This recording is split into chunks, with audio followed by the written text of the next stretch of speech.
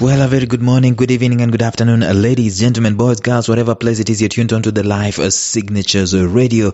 Welcome aboard. When you're looking for inspiration, looking for motivation, looking for teaching, and you're looking for guidance on the subjects of purpose, productivity, and resilience, you'll find some of that and most of that on to this episode. On this podcast, in these very different episodes which cover different topics but centered around those three.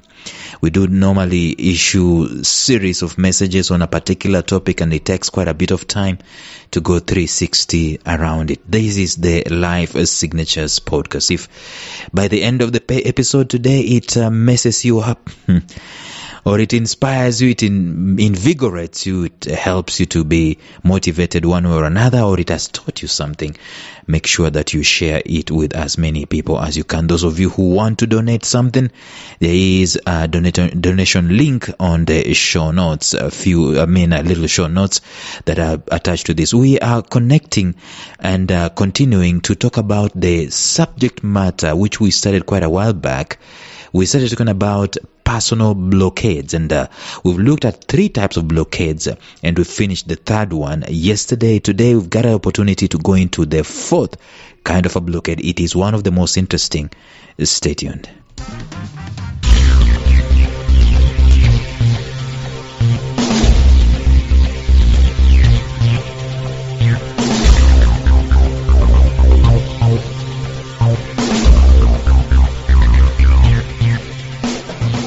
Welcome to the Life Signatures podcast with Lawrence Namale.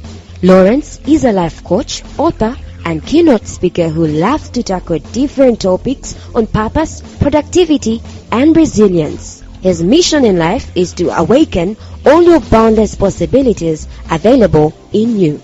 Life Signatures podcast is dedicated to bring to reality every single person who knows that deep down in their gut, there's got to be more to life than this. And now, here is your host, Lawrence Namale.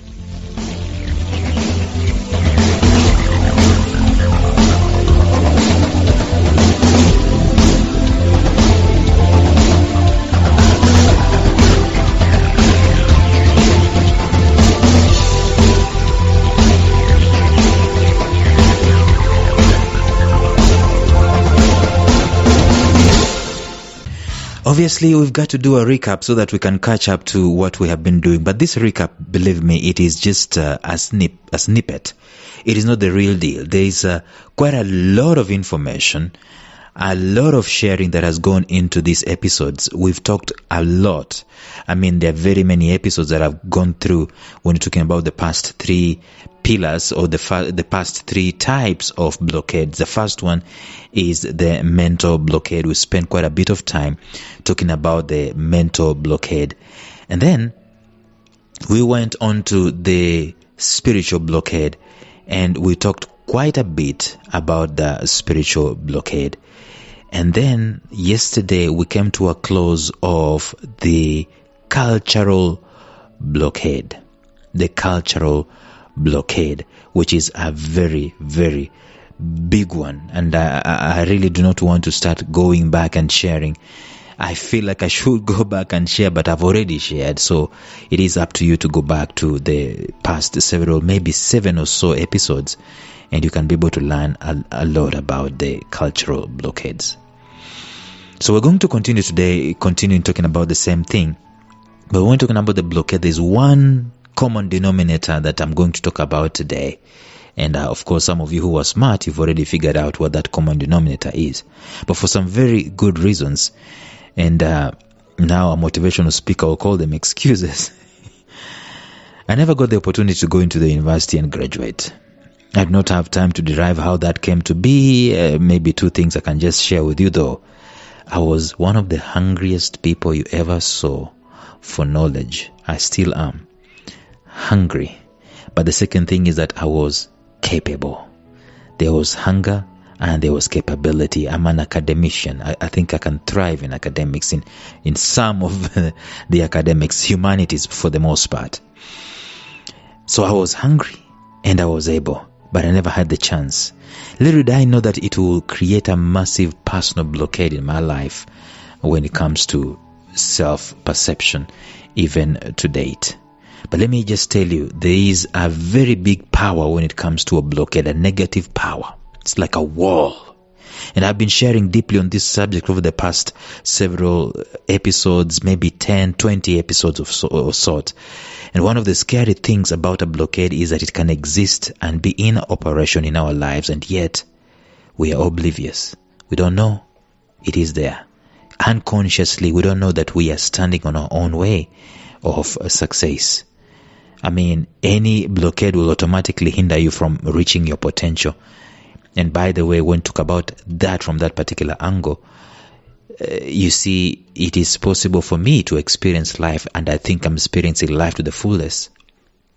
But if I gauge it from the angle of my potential, I find that there could be some blockades that have stopped me from being the best possible version of myself. So when you're deploying your purpose and when you're living your life as God intended you to live, there are sometimes some blockades that come along and they stop you on your tracks. And sometimes it needs you to do something. Sometimes it needs somebody else to do something. Sometimes it needs God to do something. And one of the things that should be noted though is that whether there is a blockade or not, God's intention has always been that we will be the best versions of ourselves. His intention of our life has never altered to accommodate a blockade. Never been lowered to accommodate our mediocrity and our averageness. He still expects the best out of me. I mean, I could have very many excuses. I was born in this kind of a nation. I was born in this kind of a continent. I didn't have this. I didn't have that. I don't have this. I don't have that.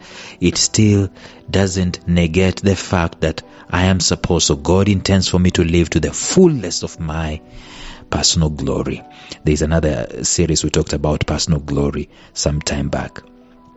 But these are blockades that are stopping us. We talked about the mental blockade, the spiritual blockade, the cultural blockade, but the blockade that I want to concentrate on, which I have hinted on, it is our own common denominator. The common denominator in all these blockades is ourselves. And it's ourselves with our perception. That is another blockade, a mighty one, if I might add. A very mighty one. Someone might say this is a subset of the mental blockade. Probably it is, but I want to focus on it as a standalone.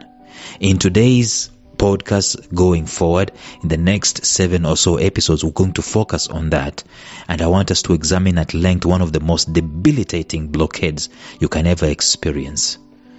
I tell you, greats have been lowered, or people who have never gotten to the level of being great, because there is a blockade operating in their lives. It's closer to each one of us. Each one of us has this self-perception.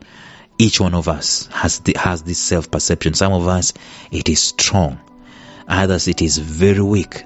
Others, it is average. Sometimes some people overestimate themselves. Others, for the most part, in the sake of a blockade, they underestimate themselves. Anyone who has victory over this blockade, this perception blockade, this self-perception blockade, anyone who has victory over this one has a great promise to fulfill their potential and reach their God-given purpose and fulfill it right on the money, as in hammering the nail on the head. If you have a healthy self-perception, that's what's going to happen. So I'm going to talk about self-concept today, and then we'll see how we're going to progress in this blockade of self-concept, blockade of self-perception. Self-concept is how we see ourselves, how I see myself, how I envision myself, how I think about myself. Averagely, I can say, I can come to the conclusion, and that conclusion is what I'm going to operate with all through my life. I can come to the conclusion, the overarching conclusion, that I am a great guy. And therefore, everything I do is going to be determined by that. Or I can come to the conclusion, overarching conclusion, that I am struggling. Really, as an individual, there are some things that I am not so good. I'm not so good. I don't have this. I don't have that. And therefore, my self-perception becomes my my limits. It becomes my rope that I've tethered myself around. And I cannot move past the length of that particular rope. That rope of self-concept. There is what others think about us. But then how we react or respond to how people think about us is the function of our self-concept. Some people have given their power over to others. As in, you cannot do things just as a carefree soul. You are always tethered of how will X think? How will Y think? Doesn't matter if X and Y are absolute total strangers who are also having a mess in their own lives and they're not even thinking about you, but you are tethered with the thought and the illusion that they are thinking about you. So you cannot put on some way because they are going to think. You cannot do X, Y, Z because they are going to, you feel people are going to think, people are going to judge. That is a very, very insidious way of living. It is a limiting way of living, limiting way of existence. I'm not saying that you're not respecting people. It's just that you shouldn't care about people's thoughts that have not been expressed yet.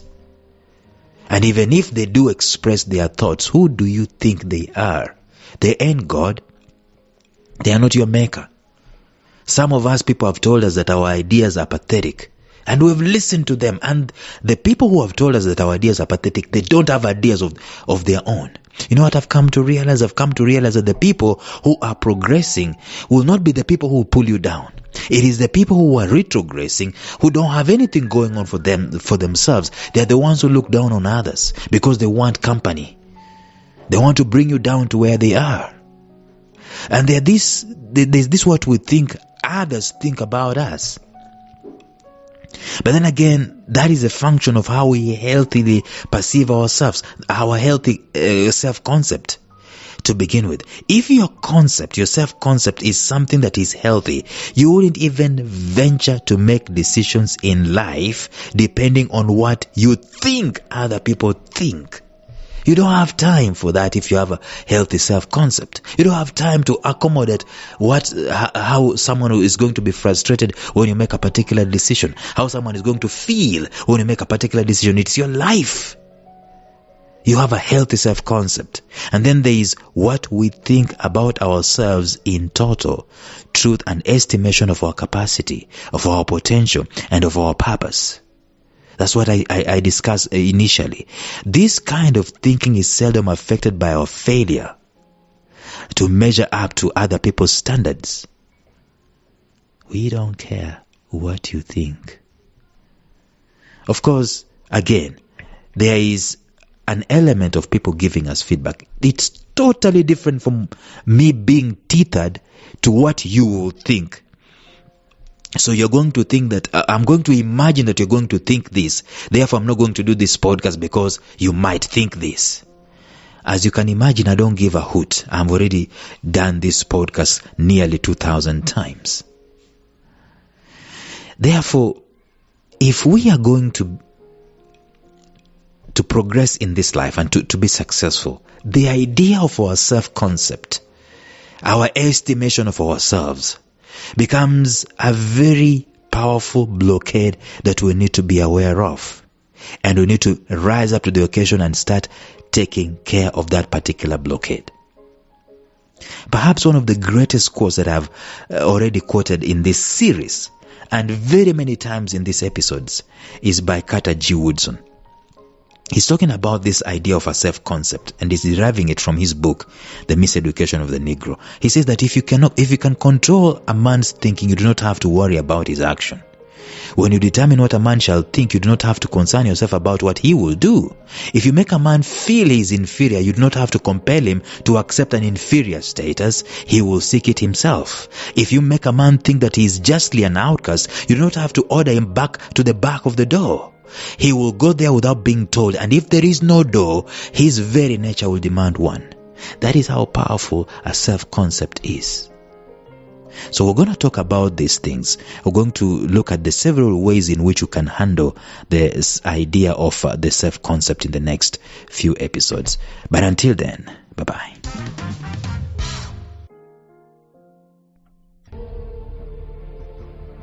Thank you for listening to Life Signatures Radio. If you enjoyed today's show, subscribe to Life Signatures Radio on iTunes, Stitcher, or visit our website at lifesignatures.libsyn.com. Life Signatures Radio, fresh, clean, and inspiring.